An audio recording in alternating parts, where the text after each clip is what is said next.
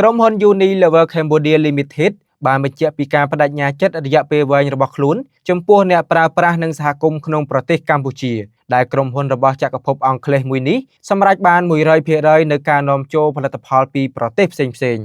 បច្ចុប្បន្នផលិតផល Mac ដូស Clear Sunsil Vaseline វីសូពិសេស Sunlight និងខ្នុរត្រូវបាននាំចូលតែពីប្រទេសហ្វីលីពីន ឥណ្ឌូនេស៊ី វៀតណាម ចិន ម៉ាឡេស៊ីនិងឥណ្ឌា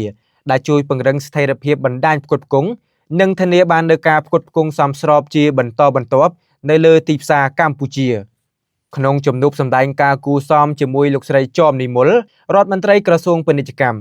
លោកអាលីតារិកប្រធានគ្រប់គ្រងប្រចាំតំបន់នៃក្រុមហ៊ុន Unilever សម្រាប់ប្រទេសស្រីលង្កា មីយ៉ាន់ម៉ា កម្ពុជានិងឡាវបានធានាថាអ្នកប្រើប្រាស់នៅកម្ពុជា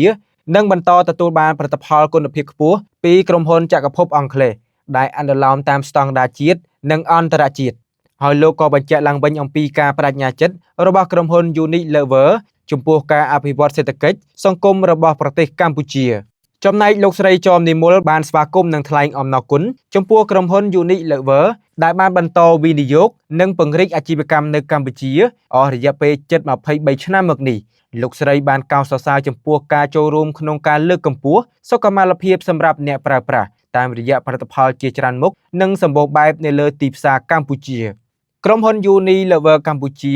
បានបង្កើតឱកាសការងារប្រមាណ 4000 កន្លែងដោយផ្ទាល់និងប្រយោលហើយត្រូវបានទទួលស្គាល់ពីរាជរដ្ឋាភិបាលកម្ពុជាជាក្រុមហ៊ុនបង់ពន្ធខ្ពស់ជាងគេចំណាត់ថ្នាក់ទី14ក្នុងឆ្នាំ2025